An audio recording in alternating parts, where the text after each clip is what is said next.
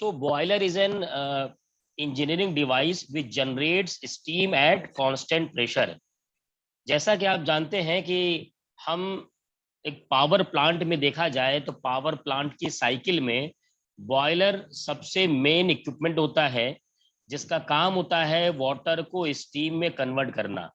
हमारे पास जो इलेक्ट्रिसिटी पहुंच रही है वो जनरली जो प्रोड्यूस की जाती है वो एक पावर प्लांट में प्रोड्यूस की जाती है। अब पावर प्लांट के कई तरीके के पावर प्लांट होते हैं, उसमें एक बड़ा ही इंपॉर्टेंट पावर प्लांट है, एक टाइप उसका है जो कि जनरली सबसे ज़्यादा यूज़ किया जाता है।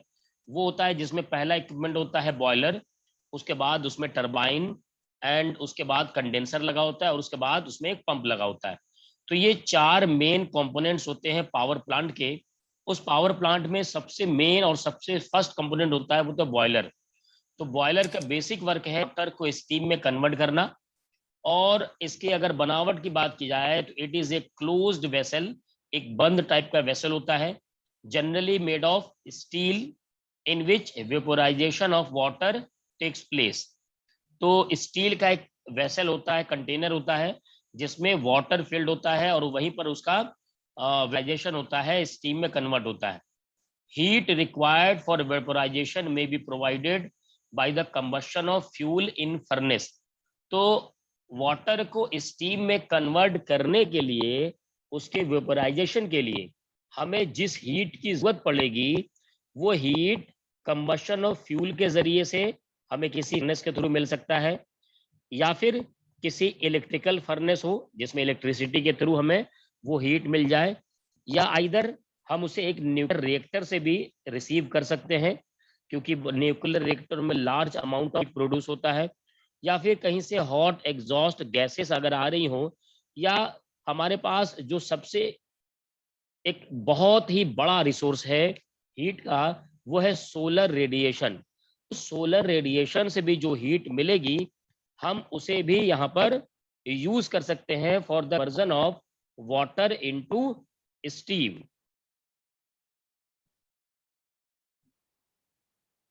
So next topic is types of boiler.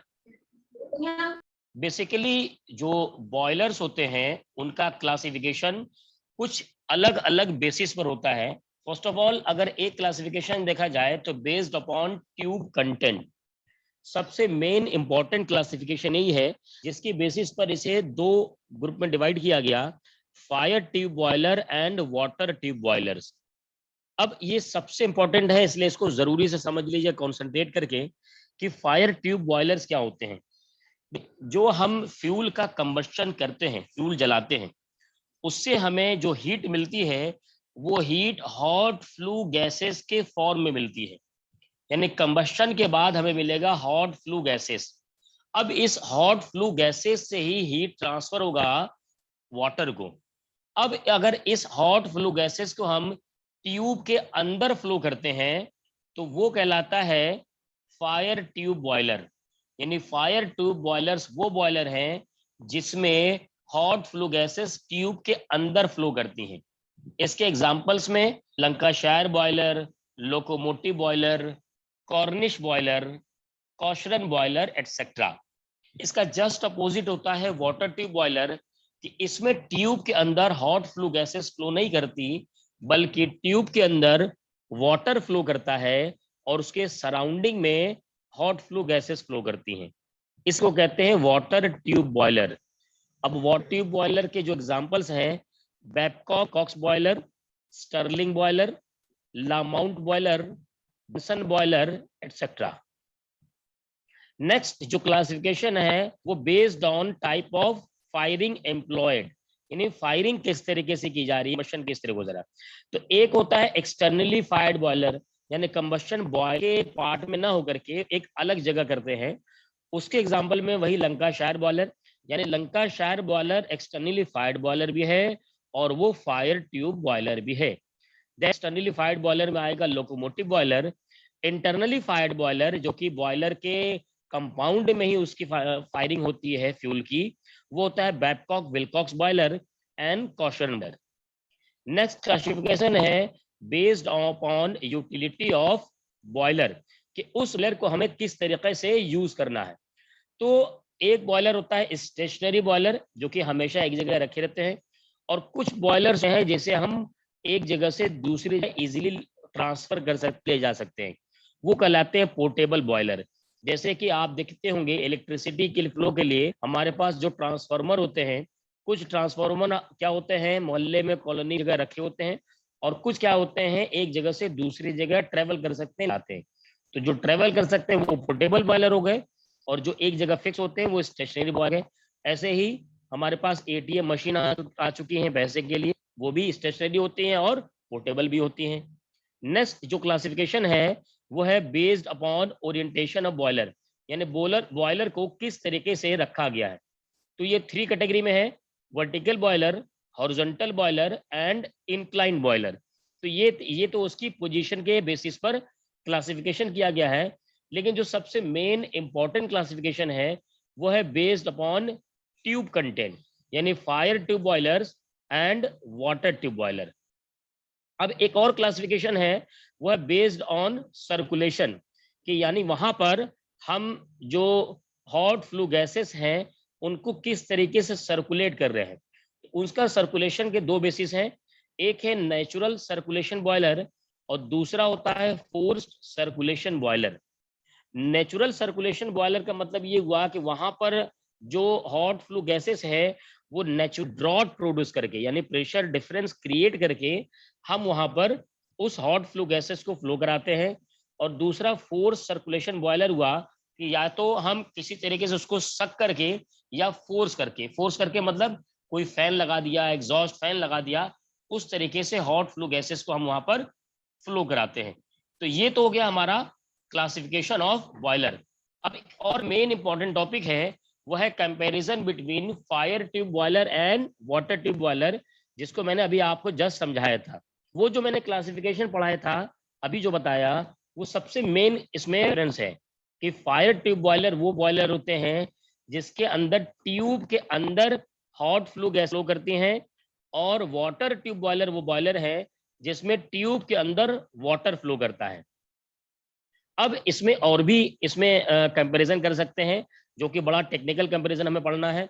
हमें देखिए, अगर बात की जाए कैरेक्टरिस्टिक्स में, अगर स्टीम प्रेशर की बात की जाए तो स्टीम प्रेशर जो फायर ट्यूब बॉयलर होता है उसमें लिमिटेड होता है 20 टू 30 बार तक, यानी इससे ज्यादा हम स्टीम प्रेशर का boiler generally fire tube boiler के क्लासिफिकेशन में नहीं बना सकते। अगर बात की जाए वाटर ट्यूब बॉयलर की, it is A virtually unlimited with in metallurgical and design limits. देखिए इसमें कुछ टेक्निकल टर्म्स है, उसको बहुत ध्यान से समझ लीजिए। तो वर्चुअली तो अनलिमिटेड होता है, लेकिन डिपेंड करता है किस पर, कि मेटलर्जिकल, यानी जैसे मान लीजिए हम वाटर को स्टीम में कन्वर्ट कर रहे हैं, उस स्टीम को हम जहां पर भी स्टोर कर रहे हैं, उस स्टोरेज का जो मटेरियल बना हुआ है, जिस मटेरियल का बना हुआ है, वो कितना प्रेशर बियर कर सकता है। तो अगर हमारे पास अच्छे मटेरियल का कंटेनर बना होगा तो हम और ज्यादा प्रेशर का वहां पर स्टीम को उसमें कंटेनर में प्रिजर्व कर सकते हैं, रिजर्व कर सकते हैं। तो ये डिपेंड करता है कि हम किस मटेरियल को यूज कर सकते हैं। तो वो हो गया मेटलर्जिकल यूनिट, मेटलर्जिकल लिमिट। और दूसरा है डिजाइन लिमिट, कि हमने उस कंटेनर को, उस वेसल को किस तरीके से डिजाइन किया है कि वो कितना large amount of pressure steam का बियर कर सकता है। तो ये दोनों टेक्निकल टर्म मैंने आपको समझा दिए। सेकंड जो क्लास कंपैरिजन है वो है यूनिट आउटपुट।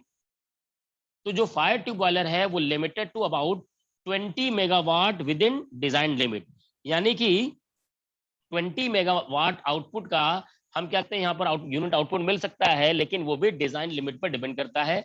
और वाटर ट्यूब बॉयलर क्या है, वो अनलिमिटेड की तरफ वेरी करता है। देन अगर फ्यूल की बात की जाए तो इसमें ज्यादातर सभी कॉमर्शियल फ्यूल इसमें यूज किए जाते हैं।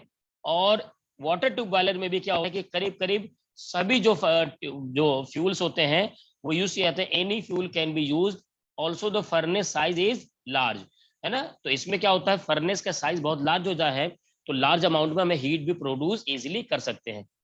देन अगर इरेक्शन की भी जाए तो it is A package ready for work site. Erection का मतलब हुआ कि हम वो उसे असेंबली करना है कि या नहीं करना है, तो यहाँ पर क्या होता है, ये पूरा एक पैक्ड होता है जिसे सीधे साइट पे ले जाकर के इंस्टॉल कर दिया जाता है। लेकिन अगर बात की जाए वाटर ट्यूब बॉयलर की, जाहिर से बात ये बहुत ही बड़ा एक बॉयलर होता है। इसलिए क्या होता है, is to be shop assembled and erected at site, यानी इसे पार्ट्स में डिवाइड करके डिलीवर किया जाता है, ले जाते हैं, और जिस जहां पर उसे यूज करना है वहां पर जाके बाद उसे असेंबल कर देते हैं, ज्वाइन करते हैं, तब हम इसे यूज कर सकते हैं। देन नेक्स्ट पॉइंट है एफिशिएंसी, कि इसकी एफिशिएंसी का क्या कंपैरिजन करते हैं। तो जनरली देखा जाए तो फायर ट्यूब बॉयलर का जो एफिशिएंसी है वो 80-85% के आसपास होता है, एंड नॉर्मली इसके अगर वाटर ट्यूब बॉयलर की बात की जाए तो 85-90% होता है, जो कि ग्लॉस कैलोरीफिक वैल्यू के टर्म में आपको बताया जा रहा है। लेकिन ये डिपेंड भी करता है कि हम कौन कौन सी और एसेसरीज हम इसे यूज कर रहे हैं। एसेसरीज क्या है, ये मैं आपको अभी जब बॉयलर पढ़ाऊंगा वन बाय वन एक एक करके, लंकाशायर बॉयलर, लोकोमोटिव बॉयलर और बैबकॉक विल्कॉक्स बॉयलर, तो वहां पर आपको पूरा एक्सप्लेन करूंगा कि एसेसरीज होती क्या है। तो बेसिकली एसेसरीज, जैसे मान लीजिए एक इंसान है वो कपड़े पहनता है, तो कपड़े तो उसकी जरूरत होगी, लेकिन उसके बाद उसने ब्लैक कलर का गॉगल लगा लिया, कैप लगा लिया और रुमाल रख लिया, तो ये क्या है, ये उसकी एसेसरीज है जो उसने अपनी एफिशिएंसी को इम्प्रूव करने के लिए, अपनी पर्सनालिटी को इम्प्रूव करने के लिए उसे यूज किया। वैसे बॉयलर की परफॉर्मेंस को इम्प्रूव करने के लिए हम लोग एसेसरीज यूज करते हैं। अब कौन कौन सी एसेसरीज है वो मैं आगे आपको एक्सप्लेन करके पढ़ाऊंगा। Then next point is application. तो जनरली ये हीट सप्लाई के लिए यूज होता है, और जो वाटर ट्यूब बॉयलर है वो पावर और हीट सप्लाई दोनों के लिए होता है।